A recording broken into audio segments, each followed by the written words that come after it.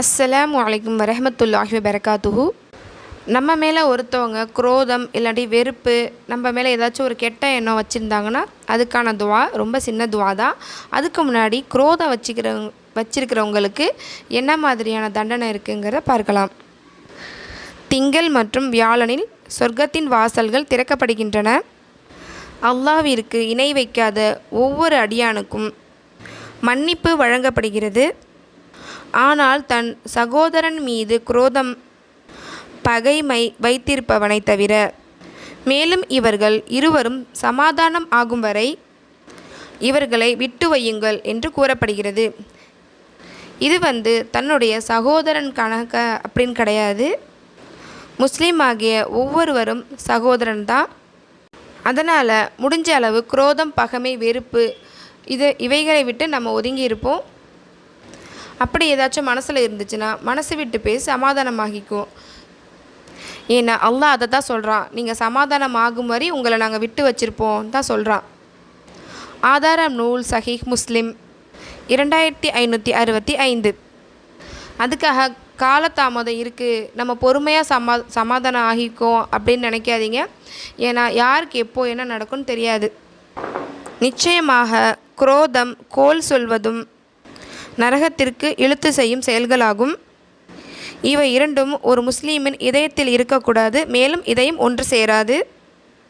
ஆதாரம் நூல் அல் முஅஜமுல் அவுசர் 4653. மேலும் ஒரு முஸ்லிமானவர்கள் தன் சகோதரனிடம் 3 நாட்களுக்கு மேல் பேசாமல் இருக்கக்கூடாது. அல்லாஹ் தன்னுடைய சகோதரன்கிட்ட தானே பேசாமல் இருக்கக்கூடாதுன்னு சொல்லியிருக்கான், மற்றவங்கள்ட்ட அப்படின்னு இல்லையே அப்படின்னு சிலர் நினைக்கிறாங்க. அதை பற்றி என்கிட்டயும் கேட்டிருக்காங்க. அது அப்படி இல்லை. முஸ்லீம் ஆகிய அனைவரும் சகோதரன் சகோதரிகள் தான். அதனால் பகைமை இல்லாமலும் ஒருத்தர் பிணங்கி கொள்ளாமலும் இருப்பது நல்லது. அதே மாதிரி மூன்று ஃப்ரெண்ட்ஸ் இருக்காங்கன்னா ஒரு ஃப்ரெண்ட்ஸை நவர்த்திட்டு 2 ஃப்ரெண்ட்ஸ்கிட்ட மட்டும் ரகசியம் நம்ம பேசக்கூடாது. பேசுனா 3 பேரையும் வச்சு பேசணும், இல்லாட்டி நம்ம அமைதியாக இருக்கணும். இப்போது குரோதம், பகைமை இவைகளிலிருந்து பாதுகாப்பு கிடைப்பதற்கான துவாவை பார்க்கலாம். ரப்பனா ஃபிர் லனா வலிஹ்வானி நல்லதீன சபகுனா பில் ஈமானி வலா தஜ்அல் ஃபி குலூபினா கில்ல லில்லதீன ஆமனு ரப்பனா இன்னக ரഊஃபுர் ரஹீம். உங்களுக்கு புரியணுங்கிறதுனால இந்த அரபி வார்த்தையை நான் கொஞ்சம் பிரித்து சொன்ன மாதிரி சொல்லியிருக்கேன். இப்போது இதன் அர்த்தத்தை பார்க்கலாம்.